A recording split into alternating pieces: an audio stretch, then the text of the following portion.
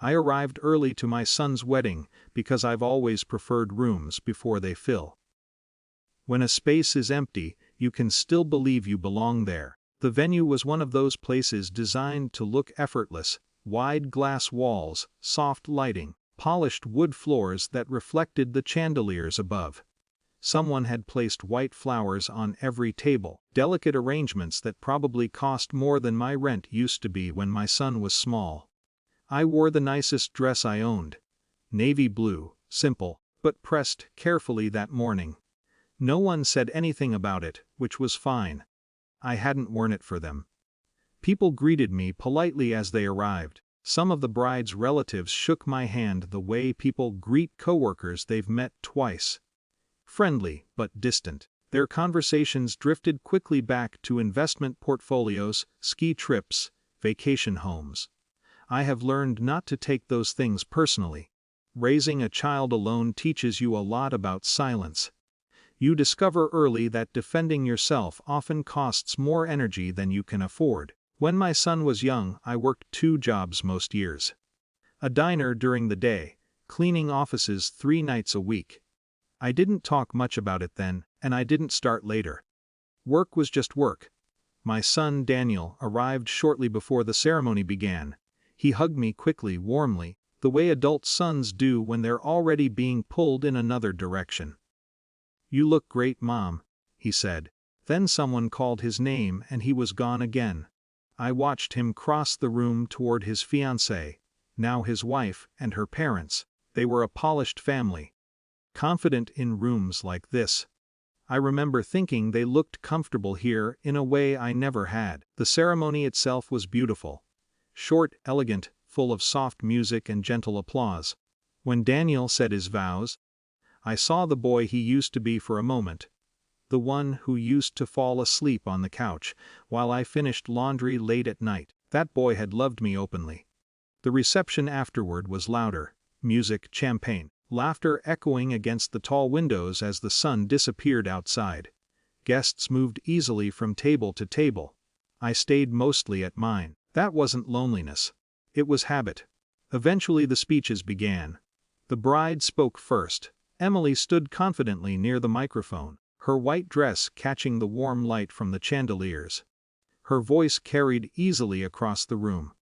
At first, the speech was charming, stories about how she and Daniel met, jokes about their early dates. The guests laughed comfortably. Then the tone shifted. It happened gradually enough that you could almost miss it. Emily smiled as she looked toward my table. "I guess I should mention my mother-in-law," she said lightly. Several people turned toward me. "My mother-in-law is a single mother," she continued, pausing for effect. "And dirt poor, if we're being honest." A few people laughed, not loudly, but enough. I felt the room tilt slightly, not physically, just socially. The way attention sharpens when a line has been crossed, but no one is quite sure yet. Emily shrugged, playfully. "She's always been independent," she said. "Unwanted by anyone, apparently." The laughter was stronger this time. Reflexive. People laugh when they're unsure what else to do. I sat very still. Years of practice help with that. Before the room could settle again, Emily's mother stood up from her table with her own glass raised. "She's always known exactly where she belongs," she added cheerfully. More laughter. I didn't look around the room. I didn't need to. I could feel the attention shifting toward me like heat. Instead, I looked toward Daniel. He stood beside his wife. He wasn't laughing, but he also wasn't speaking. His face held that same polite expression I'd seen many times over the past few years when Emily's family made small remarks about where I came from. A smile that kept peace. Silence that cost nothing, at least not for him. I lowered my eyes to the table. The linen cloth beneath my hands had a faint stitched pattern. I traced the design slowly with my fingertips. There's a strange calm that comes when humiliation becomes public.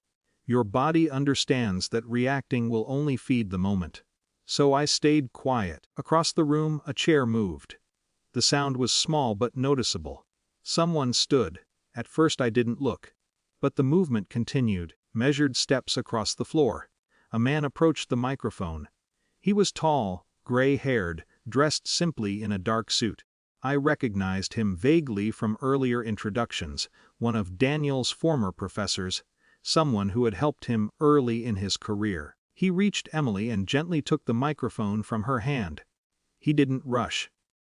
The room had already begun to quiet. When he turned toward the guests, the shift was immediate. Conversations stopped. Glasses paused halfway to mouths. Authority isn't always loud. Sometimes it's just certainty. He looked around the room before speaking. "I've spent 30 years working with young people," he said calmly, "and I've learned something important about success." No one moved. Most of the people who stand proudly on stages like this, he continued, did not arrive here alone. He turned slightly toward me.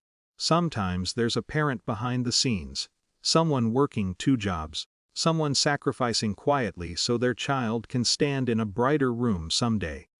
The silence deepened. "I believe Daniel is one of the most capable men I've ever taught," he said. "And men like him rarely come from nowhere." He paused. Then he added softly, "They come from mothers who never had the luxury of applause." The room was completely still now.